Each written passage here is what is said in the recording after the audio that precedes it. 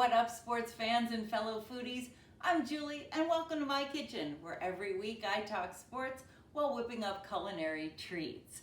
I've been telling you at the end of my videos the last few weeks, the countdown till pitchers and catchers report. It is getting close, guys. We are in single digits. The White Sox report in 9 days. The Cubs just a smidge after that. They report in 10 days. And then it is on. Baseball spring training is underway, and we're getting ready for a new baseball season. As we love to say, hope springs eternal, and White Sox fans hoping things are going to be flipping this year. This weekend, the White Sox descended upon the south side, upon the South Loop, for their annual Sox Fest. And a bunch of their young players trying to get the fans pumped up about how this team could perform this year.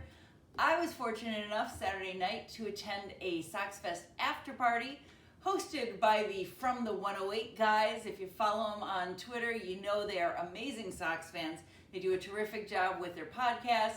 They do a great job hosting tailgates and events, not just for the people who sit in section 108 down the right field corner, but for Sox fans who just want to be a part of this gritty fan base that is just ready to explode for a winner.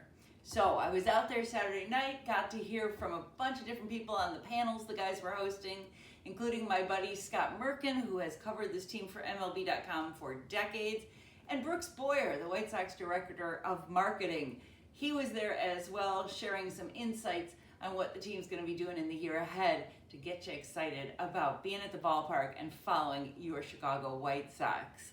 So we talked about the White Sox fans wanting to see improvement. 3 straight seasons of 100 losses or more, including 2 years ago when they set the Major League record for most losses in a season. White Sox fans done with all that, praying that this team is going to take that step forward, that these young guys are going to start to gel, and that they will flip the script this season. That's why today I am making pineapple upside down cakes, but mini ones, single servings, so that we can flip them out just like the White Sox are flipping the script on the futility of the last few seasons and hoping to make an impact this year on the positive side. Big theme from Sox Fest this weekend, the young players, why not us? These guys, they're young, they're inexperienced, they don't know any better. They don't know that they're supposed to be depressed about losing or, guys on the south side that are no longer with the team.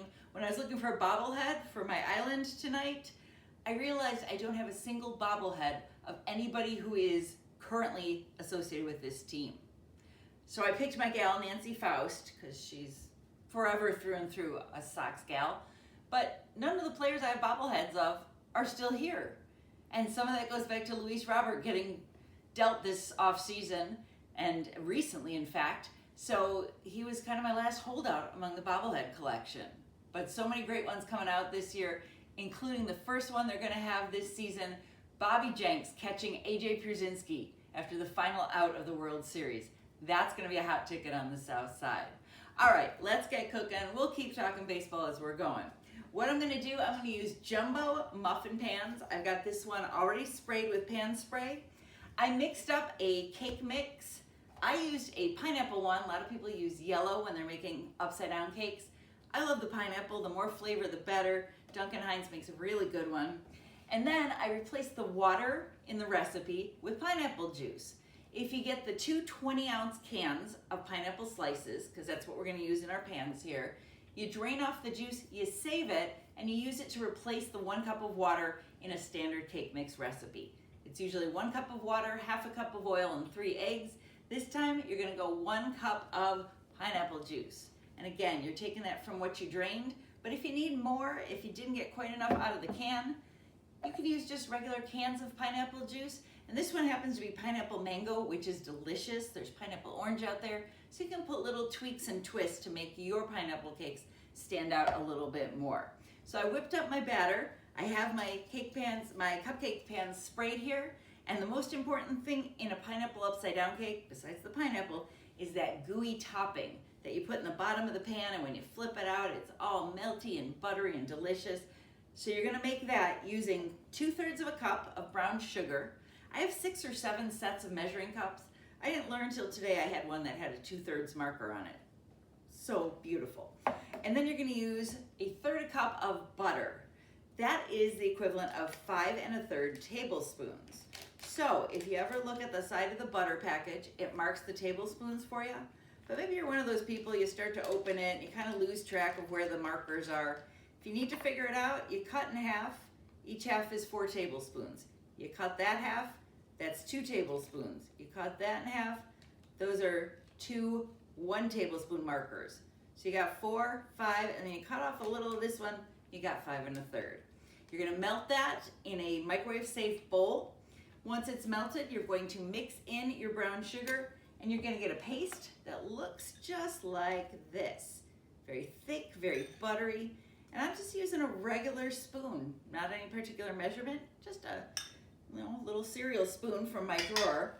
And you're gonna spoon that in the bottom of your cupcake pans. So you're not gonna use liners or anything on this one, but you're gonna use that spray and the butter that's in here to make sure nothing sticks. That's the most important part, is getting them to flip out on you. Flipping out, Sox fans. All right, so I pushed it down a little. It is gonna spread by itself after you put it in there. I pushed it down just to make sure I'm covered on the bottom. Then you're gonna pick up your pineapple slices. These will not work if you're using regular muffin tins, they're too big. If you do wanna use regular size muffin tins, you can use crushed pineapple, you can use pineapple tidbits. These you're gonna press in there and they're just gonna fit. They're gonna squish in there a little bit, but as you see, I've got mine in there in the bottom. And then after you get these pressed down in there, oh my gosh, they smell so good. After you get those pressed down, I have maraschino cherries cut in half, and you're gonna have the cut side up so that when they pop out, you see the little dome on the top. And man, just opening a jar of cherries, doesn't it take you back to your childhood? Shirley Temples and ice cream sundaes and all that good stuff. It's not like they taste delicious. It's just something nostalgic about it. And of course, when you open the jar of cherries, you have to just start eating them. You can't just use them in the recipe, right? All right, I'm using a cookie scoop here. Cookie scoop, cake scoop. I use the ice cream scoopers whenever I'm measuring things out. In this case, I'm using like a good heaping scoopful. And you use this when you want things to be even and measured and you want everything to come out about the same height. I use this when I'm doing cakes. Maybe I've got all my cake pans lined up, 8-inch, 9-inch, whatever size you're using, and then you just evenly distribute the scoops so that all your cake levels are about the same height. All right, so once you get this scooped out into your pan, they're about 2/3 full. And then they're ready to go in a 350 oven, which I've got set up over here. So we're gonna slide those in. Those are gonna bake for 20 to 25 minutes. You're gonna do the toothpick test. If you don't know that one, take your toothpick, you stick it in a cake, a cupcake, whatever you're baking. You want it to come out either clean, no crumbs, or just a few little crumbs. You don't want it to be sticky, gooey. You want it to be as close to done as possible when you put that toothpick in there. It's always kind of tricky when you're testing yellow-based cakes. Chocolate, so much easier to see the crumbs. Anyway, I digress. So we got that in the oven. It's gonna work for 20 to 25 minutes. Couple quick things I'm gonna recap, and then we're gonna take a look at the ones I took out a few minutes ago.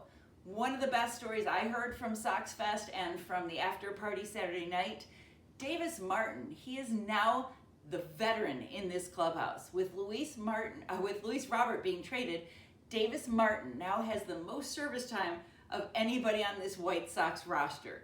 So he's 29, just turned 29 in January, and he is the old man of this clubhouse. He is taking a leadership role with the pitchers to develop that cohesiveness, that camaraderie. They've all been texting together in a group chain all off season, but he invited a bunch of these guys. Shane Smith, Jonathan Cannon, Drew Thorpe. He invited these guys down to his family ranch in Texas to just hang out. And it was like you would text your friends, hey dudes, wanna hang out? And everyone was like, yeah, sure. Bonding with his teammates, being a leader on that pitching staff, and trying to give this team a little bit of that good, warm, fuzzy clubhouse feeling. I know it's easy to say, hey, it was a great clubhouse when a team's winning. But the White Sox had a pretty good clubhouse last year, even when they were losing. So, something to keep in mind for this year is, are they developing that chemistry early, and how will it start to manifest in spring training? One other thing that's great to watch, the Japanese sensation, Mooney, you can call him.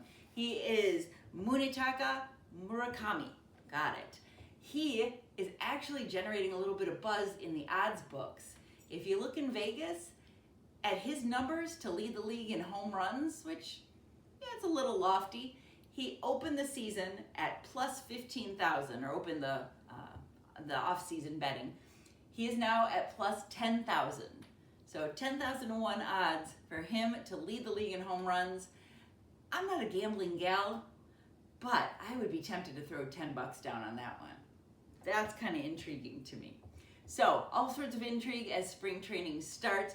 Cannot wait to see this team get to spring training and get going. Like I said, the Cubs follow the day after, and so we'll be watching both teams to see how their new acquisitions are paying off. Cubs with the Alex Bregman buzz, so we'll be keeping an eye on the Cubs as well. I cannot wait for baseball to get started. All right, let's take a look at the cupcakes I pulled out. These are the ones I took out of the oven right before we started our video here. So you want to be able to rest them on something as you pop them out. And I know they got a little bit of a dome there. You can slice that down if you want. You can level it off. I'm going to pop them out. Give them just a little bitty tap. Oh, are they pretty or what? Wait till you see these, baseball fans. This is the best part. You got that little gooey brown sugar butter in the bottom. I'll eat this after I'm done recording. But they turned out beautiful. Like I said, you can level the bottoms if you want them to sit flat. But you got that pretty top there with that caramely finish. Oh, it smells so good. I just need like a coconut rum to go with these, and then I'll feel like I'm just having a big old pina colada party. So that's what we whipped up for today, but next week we're going to be working on some Super Bowl treats. So it'll either be Saturday or before the game on Sunday. We'll drop a bunch of good Super Bowl recipes for you for your get-togethers for next weekend's game between the Seahawks and the Patriots. That'll do it for me today. I am so excited. Nancy, play me out. Oh, well, she can't. But she could play the na-na, hey, goodbye if you know, she were in my kitchen with me. I'm Julie. Thanks for being with me in my kitchen. I'll see you next time.